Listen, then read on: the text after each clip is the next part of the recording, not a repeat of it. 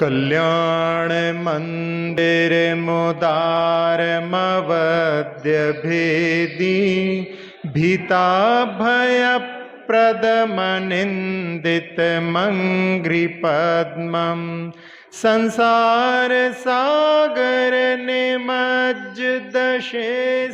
जंतु पुतायमानमभिनम्य जिनेश्वरस्य यस्य स्वयं सुरगुरुर्गरिमाम्बुराशिः स्तोत्रं सुविस्तृतमतिर्न विभुर्विधातुं तीर्थेश्वरस्य कमठस्मै धूमकेतोस् तस्याहमेष किल संस्तवनं करिष्ये। चलिए 27वें काव्य से प्रारंभ करते हैं। स्वेन प्रपूरित जगत त्रैपिण्डितेन स्वेन प्रपूरित जगत त्रैपिण्डितेन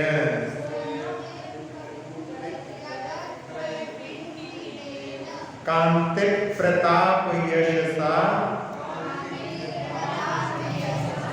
निवसंचयेन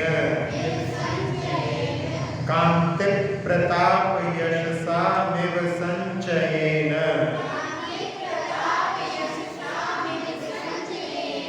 माणिक्य हेम रजत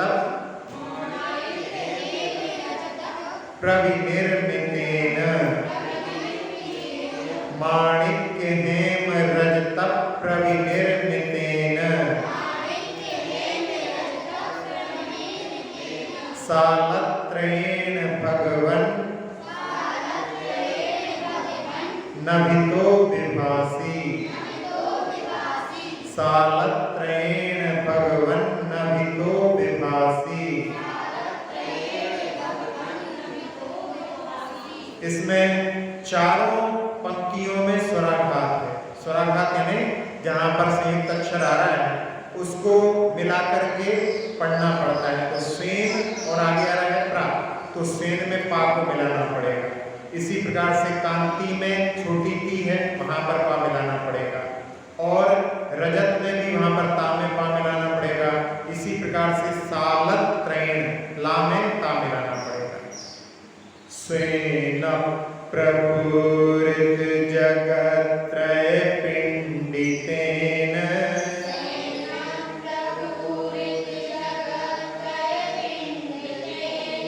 स्वेन प्रपूरित जगत त्रैपिण्डितेन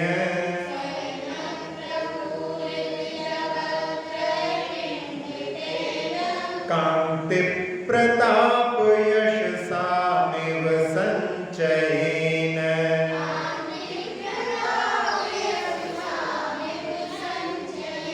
कांति प्रताप यशसा निवसंचयेन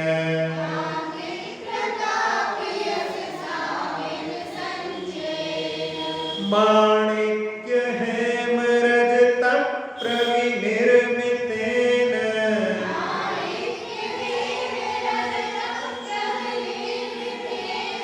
माणिक्य हेम रजत प्रविनिर्मितेन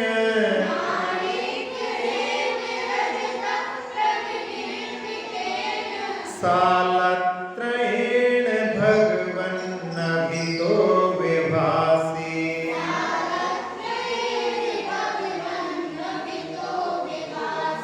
सालत्रयेण भगवन् नभितो विभासि।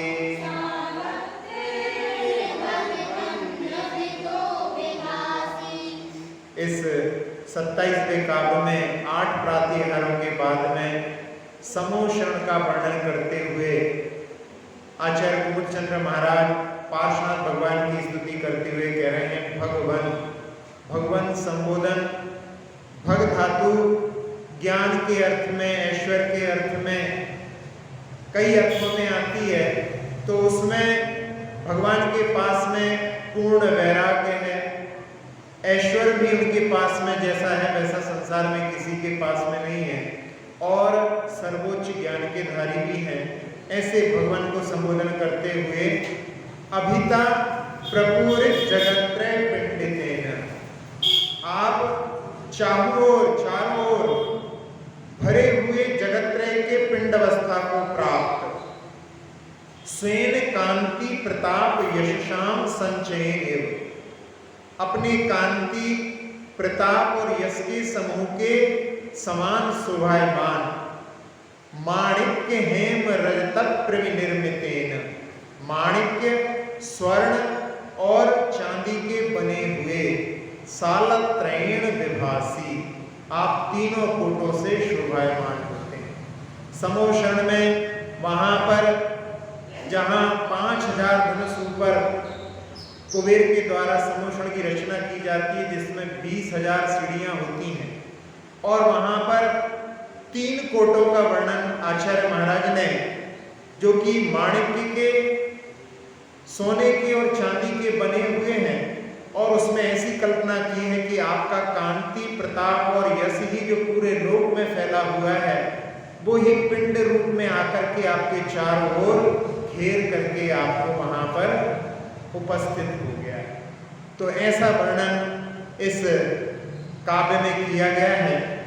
जहां समोषण का वर्णन आता है, वहां पर भगवान जहां विराजमान होते हैं अष्टम भूमि में, उसके पहले 7 भूमियां होती हैं। अष्टम भूमि में, श्री मंडप भूमि में भगवान विराजमान होते हैं। सबसे पहले वहां पर एक कोट होता है, कोट यानी बहुत ऊंची दीवार, जिसका नाम धूलिसाल कोट कहा जाता है। और इसके बाद में 3 भूमियां होती हैं। पहली चैत्य प्रासाद भूमि, खातिका भूमि, लता भूमि। इसके बाद में दूसरा कोट होता है, और उसके बाद में 2 वन भूमि और ध्वज भूमि। इसके बाद में तीसरा कोट होता है, और इसके बाद में फिर कल्प वृक्ष भूमि और स्तूप भूमि। इस प्रकार से 7 भूमियां होती हैं। और जहां समोषण का वर्णन आता है, वहां पर चौथा कोट भी होता है, क्योंकि 4 निकाय के देव होते हैं, और वो 4 निकाय के देव एक एक कूप पर वहां पर पहरा देकर के खड़े रहते हैं। वहां पर किसी के लिए कोई वो देव बाधा नहीं पहुंचाते, लेकिन फिर भी वहां पर जब कोई व्यवस्थित व्यक्ति खड़ा रहता है, तो सारे लोग वहां पर व्यवस्थित होकर के आते जाते हैं। तो इस प्रकार से वहां पर 4 कोट का वर्णन किया जाता है, लेकिन यहाँ पर आचार्य महाराज ने 3 कोट का वर्णन किया है। और इसके साथ साथ में वहां पर 5 वेदिकाएं भी होती हैं। वेदिका यानी जैसे डिवाइडर होते हैं, रोड के डिवाइडर बीच में रहते हैं, इस प्रकार से कोट बहुत ऊंचे होते हैं, लेकिन डिवाइडर तो ज्यादा ऊंचे नहीं होकर के 2 भूमियों के बीच में वहां पर डिवीजन करने वाले, उनको वेदिका कहते हैं। तो वो कहां पर होते हैं, इसके बारे में एक समोशरण स्तोत्र के अंतर्गत रचना की गई है। सालोथ बेदिरथ बेदिरथो विशाल, बेदिश्च साल ही बेदिरथो विशालन, बेदिश्च भाति सदसि क्रमतो यदि ये तस्मै नमस्त्रो न प्रोवेजनाय। उसमें बताया कि साल के बाद में बेदी, यानी 2 भूमियों के बीच में एक बेदी होती है, फिर 2 भूमियों के बीच में एक बेदी होती है, और उसके बाद में साल आता है, वो कोट आता है। इस प्रकार से वहां पर 5 भूमियां होती हैं। 8 भूमियों में 5 वहां पर वेदिका होती हैं, 4 कोट होते हैं, और अष्टम भूमि में वहां पर 3 पीठिका के ऊपर भगवान विराजमान होते हैं। और इस काव्य में कहा गया है कि भगवान का जो कांति है वो पूरे लोक में फैली हुई। भगवान की कांति, वैसे भगवान सांवले थे, श्यामल थे, लेकिन श्यामल रंग की भी उनका ऐसा तेज था कि जो उनको एक बार देखता था वो देखते ही रह जाता था। और भगवान ने ऐसे सुंदर रूप को, जो कोई हर कोई देखना चाहे, ऐसे सुंदर रूप को कैसे प्राप्त किया? तो आचार्य समंत भद्र स्वामी कहते हैं सुंदर रूपम, भक्ति के माध्यम से उन्होंने सुंदर रूप को प्राप्त किया था। जिन्होंने पहले 16 कारण भावनाएं भाई हैं, उसके माध्यम से उन्होंने तीर्थंकर प्रकृति का बंध किया था। इसलिए वहां पर भगवान ने 16 कारण भावनाओं में अरहत भक्ति का भी वर्णन आता है। जो अरहत भगति मन जाने, सो जन विषय कसाय न जाने। इसके बाद में आचार्य भक्ति, जो आचार्य भक्ति करे हैं, सो निर्मल आचार धरे। इसी प्रकार से बहुशुद्ध भक्ति और प्रवचन भक्ति, ऐसी चार भक्तियां 16 कारण में हैं। तो भगवान ने पूर्व भाव में भगवान की पंच परमेष्ठियों की और जिनवाणी की सबकी भक्ति बहुत की, और भक्ति के माध्यम से उन्होंने इस भाव में ऐसे सुंदर रूप को प्राप्त किया कि जो उनको देख लेता है एक बार और उनके लिए नजरें नहीं हटती, उन्हीं को लगातार देखने की इच्छा मन में उत्पन्न हो जाती है। तो इस प्रकार से भगवान की भक्ति के माध्यम से उन्होंने उस सुंदर रूप को प्राप्त किया। भक्ति हमारे हृदय में भगवान में कुछ परिवर्तन नहीं करती, भक्ति हमारे अंदर परिवर्तन करती। इसीलिए किसी विचारक ने लिखा है, prayer does not change the God, prayer does not change the God, prayer changes him who praise. प्रार्थना भगवान को परिवर्तित नहीं करती। कई लोग सोचते हैं भगवान प्रसन्न हो जाए इसलिए प्रार्थना करते हैं। भगवान तो अपनी प्रसन्नता के सर्वोच्च स्थान पर हैं, वो आपकी प्रसन्नता, आपकी प्रार्थना से प्रसन्न होने वाले नहीं है। आपकी प्रार्थना आपको परिवर्तन करने वाली है। इसलिए उसमें कहा, prayer does not change the God, prayer changes him who praise. जो प्रार्थना करता है वो स्वयं परिवर्तित होता है। तो भगवान की भक्ति बड़े लगन से और ऐसी आकांक्षा रख करके कि भगवान की भक्ति हमें प्राप्त होती रहे। भक्त भगवान की भक्ति के लिए जब रात्रि में शयन भी करता है तो उस समय में सोचता है कि कब ये सुबह हो जाए और कब मंदिर के पट खुल जाए, मैं भगवान की आराधना करने के लिए पहुंच जाऊं। उसमें ऐसी उपमा भी तुलसीदास जी ने दी है कि जैसे जब शीत ऋतु का समय रहता है, पूस की रात रहती है, कड़ाके की ठंड पड़ती है, उस समय जो झोपड़ी के अंदर सो रहा है और झोपड़ी घास फूस की है, हर जगह से वहां पर ठंड बरस रही है, और उस समय में जाड़े के समय में वो वहां पर शयन करने वाला गरीब व्यक्ति मन में विचार करता है कि कब सूर्योदय हो और उसमें मैं अपनी ठंड को दूर कर लूं। जैसी ललक उसके लिए सूर्योदय की दर्शन की रहती है, वैसी ही ललक भक्त के लिए भगवान के दर्शन की रहती है। इसलिए उन्होंने उसमें लिखा कि ज्यों गरीब की देह को जड़कारे को घाम।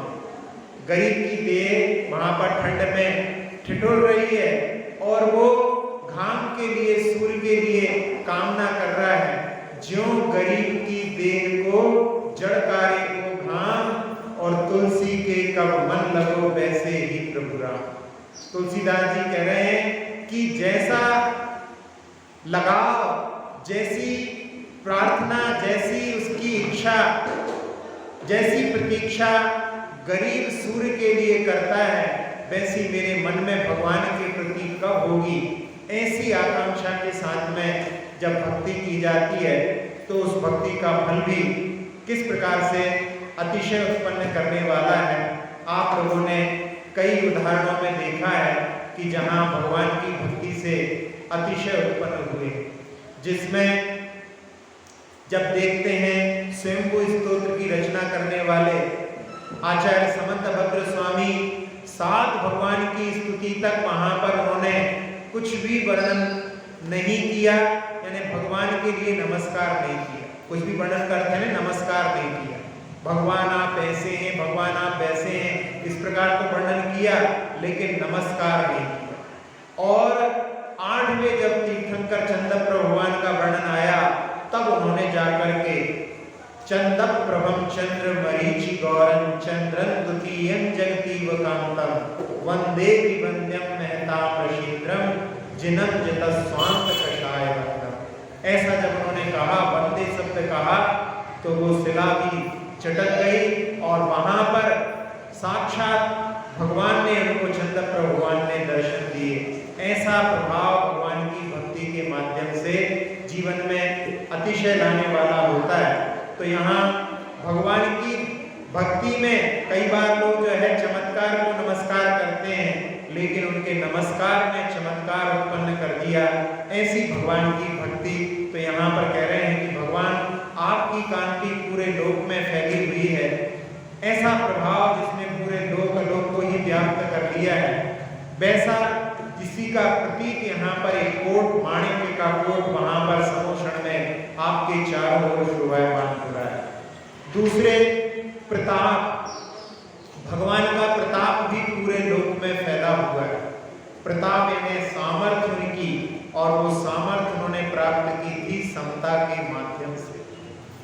10 भवों का यदि अपन वर्णन देखते हैं तो मरुभूमि के भव में कमठ ने उनके ऊपर शिला पटक। उस समय तो वो श्रावक के रूप में थे, लेकिन उस समय उन्होंने समता को धारण नहीं किया और उसके कारण आत्म ध्यान के कारण में वो मर करके हाथी की पर्याय को प्राप्त हुए। लेकिन उस भव में उन्होंने अनुव्रतों को धारण किया और अनुव्रत धारण करने के बाद जब उनके लिए आखिरी समय में सर्प ने डस लिया, तब उन्होंने समता के परिणामों के साथ में अपनी देह का विसर्जन किया।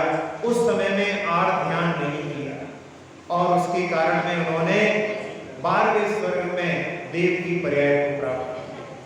फिर अग्नि कुमार विद्याधर बने और उस भव में उनको मुनिराज की अवस्था में एक सर्प ने पूरा निगल लिया और उस समय में भी उन्होंने समता के साथ में कि ये नाग, ये अजगर मेरे शरीर को तो समाप्त कर सकता है और वो शरीर भी मेरा क्या, वो तो किराए की कोठी है, एक दिन नष्ट होने वाली है। और आत्म तत्व के ऊपर ये अजगर कोई भी प्रहार करने में समर्थ नहीं है। और ऐसी समता के साथ में उन्होंने अपना ऊर्ध्वगमन किया और त्रैवेद में उत्पन्न हुए और वहां से आने के बाद में चक्रवर्ती की पर्याय को प्राप्त किया, वज्रनाभि चक्रवर्ती। और उस पर्याय में जब उनके ऊपर कमठ के जीव ने भील बन करके उनके ऊपर तीर चलाए, उस समय में भी उन्होंने समता के साथ में शरीर पूरा उनका छलनी हो गया, लेकिन उस समय में भी उन्होंने कि ये शरीर मेरा शरीर नहीं। कहा आचार्य कुंद महाराज ने समय सार की निद्राधिकार में छिज्जदुवा भिज्जदुवा निज्जदुवा अहब जादुबे पलयम जम्मा तम्मा गच्छदु तहा विना परिग्रहो मध्यम। इसमें आचार्य कुंद महाराज कह रहे हैं छिज्जदुवा, कोई इसको छेद भी दे, भिज्जदुवा ऐसा भेद दे कि बिल्कुल टुकड़े टुकड़े हो जाए, और निज्जदुवा कोई उठा करके कहीं से कहीं ले जाए, अहम जादू विपलयम अथवा ये पूरी तरह से नष्ट हो जाए, जम्मा तम्मा गच्छदु जैसा भी कोई करना चाहे कर ले, कहा बिना परिग्रहो मज्जम, ये शरीर भी मेरा परिग्रह नहीं है।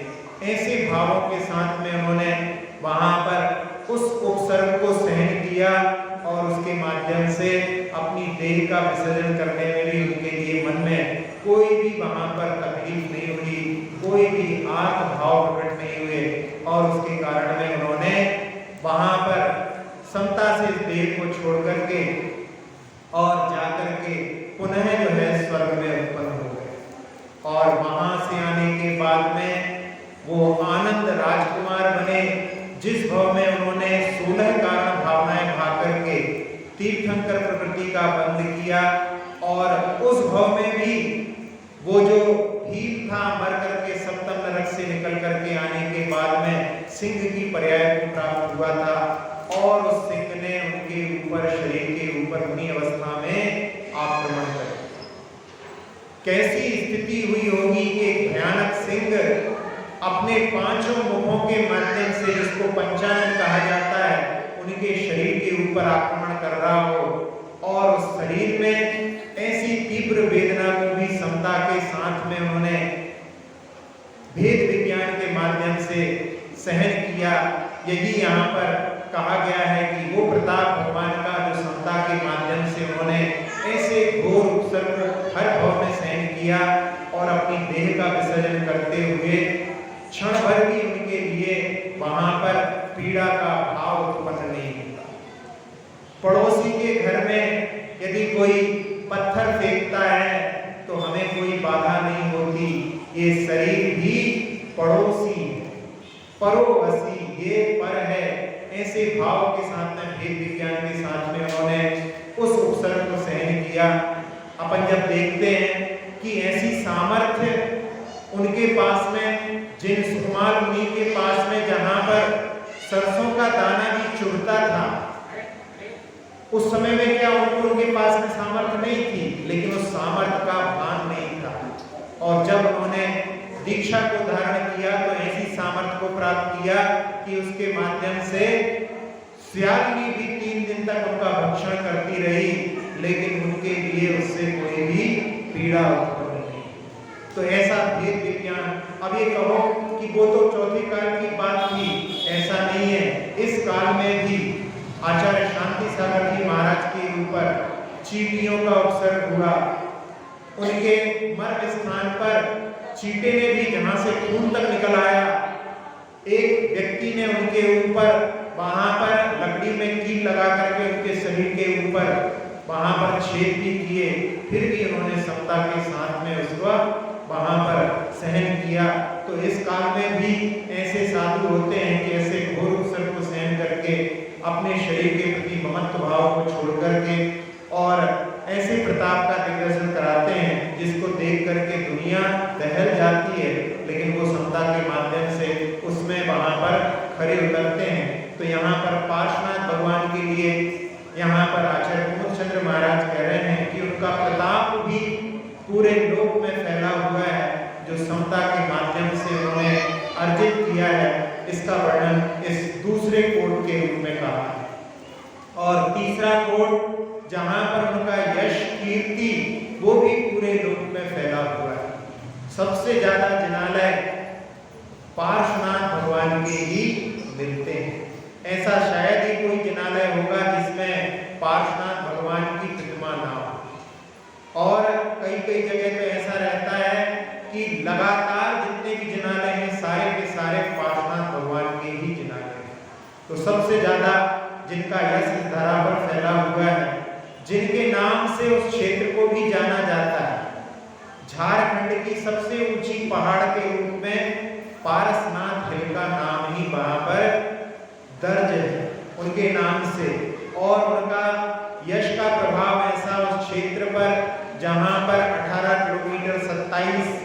18 मील 27 किलोमीटर में वहां पर जो लोग जाते हैं उनके यश का प्रभाव अभी भी महसूस करते हैं कि वहां पर इतनी लंबी यात्रा में भी उनके लिए कोई ऐसी प्रतिकूलता नहीं होती जैसी प्रतिकूलता इनको यहाँ पर 1 किलोमीटर में चलने पर लगती।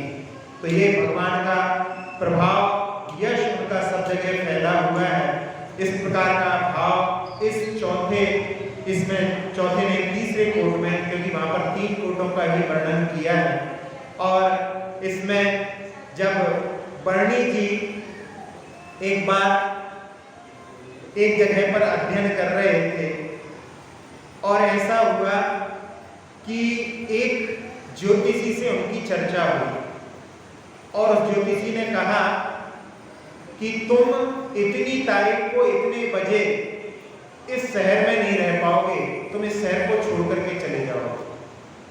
बरणी जी ने उस बात को सुन लिया लेकिन ध्यान नहीं दिया। समय व्यतीत हुआ। एक दिन रात्रि में वो शयन कर रहे थे और शयन करते हुए उनको रात में भयानक सपना आया। जब सपना देख रहे थे तो उनकी नींद खुल गई और भयानक सपने में उन्होंने सोचा कि अभी तक हमने शिखर जी की यात्रा नहीं की, कहीं हमारा मरण हो गया तो हम उसकी यात्रा के बिना दुर्गति के पात्र हो सकते हैं, कि जहाँ कहा है कि एक बार बंदे जो कोई ताही नरक पस गति नहीं हुई, तो एक बार तो कम से कम उसकी वंदना कर ले, क्योंकि उन्होंने भयानक स्वप्न में ऐसा समझा कहीं यदि मरण हो गया तो हमारे हाथ से जो अमूल्य निधि हमको प्राप्त हुई है उससे हम लाभ नहीं उठा पाए। और उन्होंने वहाँ के जो सेठ थे उनकी जो सारी व्यवस्थाएं देखते थे, उनसे निवेदन किया कि हमको शिखर जी जाना है। और उस समय में जेठ का महीना था, गर्मी का महीना। सेठ जी ने कहा भैया इस महीने में कोई नहीं जाता वहाँ पर। उन्होंने कहा हमको तो जाना है, वंदना करना है। तो उन्होंने कहा कि हम तो नहीं जा सकते तुम्हारे साथ में, तुम्हें जाना है हम तुम्हारी व्यवस्था करवा देते हैं। और उन्होंने कहा कि हमें पूर्ण विश्वास है कि जब हम वहां पर वंदना करने जाएंगे तो उस समय में बहुत तेज बारिश होगी और हमारी यात्रा सानंद संपन्न हो जाएगी। तो सेठ जी ने कहा कि ठीक है भैया, यदि तुम्हारी यात्रा के पहले, वंदना के पहले यदि बरसात हो तो तुम पत्र के माध्यम से हमको सूचित कर देना। और एक कोई सहपाठी के साथ में उन्होंने टिकट बुक करा लिया। और जिस दिन वो ट्रेन में शिखर जी के लिए बैठे और उस समय में उन्होंने देखा कि सुबह 9 बजे का समय था और उन ज्योतिष ने यही कहा था कि इतनी तारीख को 9 बजे के बाद में तुम इस शहर में ठहर नहीं पाओ। तो उनको बड़ा आश्चर्य हुआ और उनके प्रति बहुमान आया कि आज भी ऐसे ज्योतिष हैं कि जो इस प्रकार का एकदम बिल्कुल एग्जैक्ट वहां पर भविष्य में क्या घटने वाला है प्रेडिक्शन कर सकते हैं, बतला सकते हैं। तो उस समय उन्होंने उनके प्रति बहुमान के भाव रखे और वो यात्रा पर निकल गए। जब उनकी यात्रा वहां पर संपन्न हुई, यानी वहां पर शिखर जी पहुंच गए और गर्मी का समय था, वो मन में सोच रहे थे कि भगवान अच्छे से वंदना हो जाए। और जैसा उन्होंने कहा था वहां पर रात भर जो है मूसलाधार बारिश हुई और अगले दिन उनकी बहुत अच्छे से भाव वंदना के थे वो गर्मी की ऋतु में भी अच्छे से संपन्न हो गए और उन्होंने वंदना संपन्न कर ली। इसके बाद में फिर उनका मन हुआ कि हम परिक्रमा भी कर लें, और परिक्रमा का रास्ता तो और लंबा है जिसमें कि किसी के सहारे साथ में जाकर के केवल कर सकते हैं, वंदना तो अकेले भी कर लो। और उन्होंने उसके लिए भी मन बनाया और उसके लिए भी निकल गए। लेकिन तब तक जो है सूर्य खुल चुका था और जेठ की ऋतु में वो चलते चलते जब एक जगह ऐसी स्थिति में आ गए कि जहां पर प्यास के कारण में उनके कंठगत प्राण हो गए। ऐसा लगा कि अब तो चलना मुश्किल है और उस समय में उन्होंने भगवान को स्मरण किया और भगवान से कहा कि भगवान यहाँ पर यदि इस राह में चलते चलते यदि मेरी मृत्यु हो जाएगी तो मेरा तो कुछ नहीं है, आपका ही यश जो फैला हुआ है सब जगह, उसमें ही लोग कहेंगे कि देखो वंदना परिक्रमा करते करते किसी के प्राण निकल गए। ऐसे भाव उनके उस समय में हुए। फिर उन्होंने अपने भावों को संभाला कि भगवान आपके माध्यम से संसार में ऐसी कौन सी चीज है जो उपलब्ध नहीं हो जाती है, और भक्ति के भावों को उन्होंने बढ़ाया। आगे रास्ते उनको 2-3 दिखाई दिए और मन में आया कि इस बीच के रास्ते पर जाएं तो अपने लिए पानी का कुछ स्रोत मिल सकता है, और उस पर वो गए और उनको एक लबालब पानी का कुंड वहां पर दिखाई दिया। उन्होंने अच्छी तरह से अपनी जो तृषा से पीड़ित थे उसको पूर्ण किया और उसके बाद में वहां पर बैठ कर के ही सामायिक की, और वहां से मधुबन ज्यादा दूर नहीं था, वो सामायिक करके वहां पर पहुंच गए। और कभी कभी तो कुछ लोग ऐसा भी कहते हैं कि पुनः जाकर के जब उन्होंने या किसी और ने देखा तो वो वहां पर वो कुंड उपलब्ध नहीं था। तो कोई दिव्य शक्ति ने उनके मार्ग में इस प्रकार की व्यवस्था की।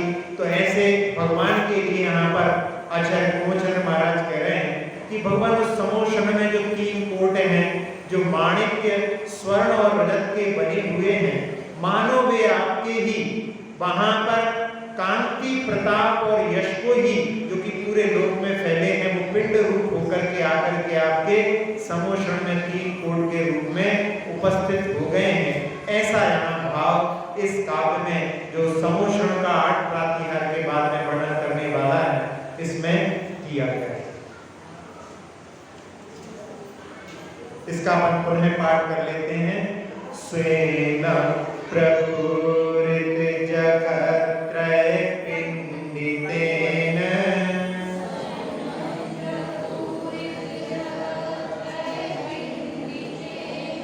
कांति प्रताप यशसामिव संचयेन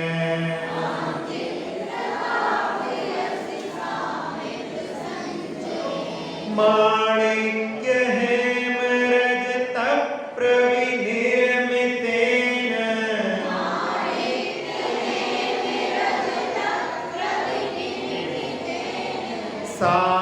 सालत्रयेण भगवन्नभितो विभासि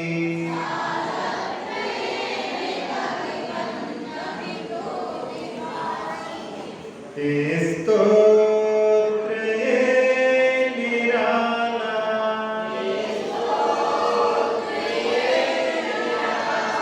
सब दुख को हरने वाला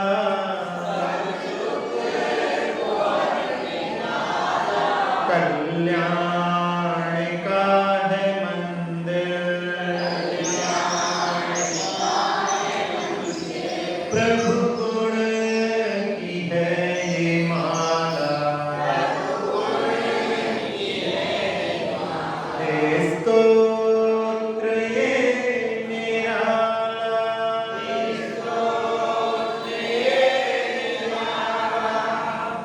चहुओर आप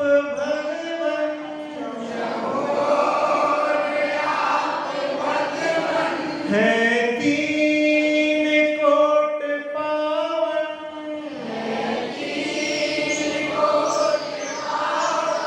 चांदी सुवर्ण मणि के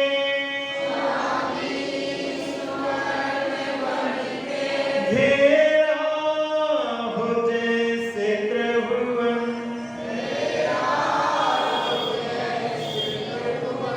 कांति प्रताप यश ने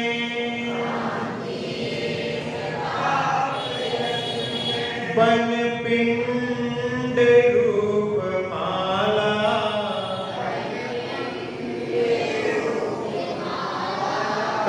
कल्याण का है मंदिर प्रभु गुण की है ये माला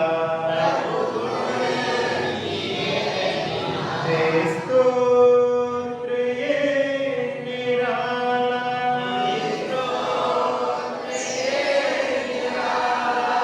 अक्षर पद मात्रा से दूषित वचन अगर ममहीन रहे और प्रमाद कषाय के वश में सम्यक अर्थ विलीन किए जिन वाणी माता मेरी उन सब त्रुटियों को क्षमा करें दे आशीष शीघ्र हम सबको केवल लब्धि रमा मिले प्राप्त हमें हो बोधि समाधि परिणामों की शुद्धि हो निज आत्म उपलब्ध हमें हो शाश्वत सुख की सिद्धि हो चिंतित वस्तु दात्री माता चिंतामणि उपमा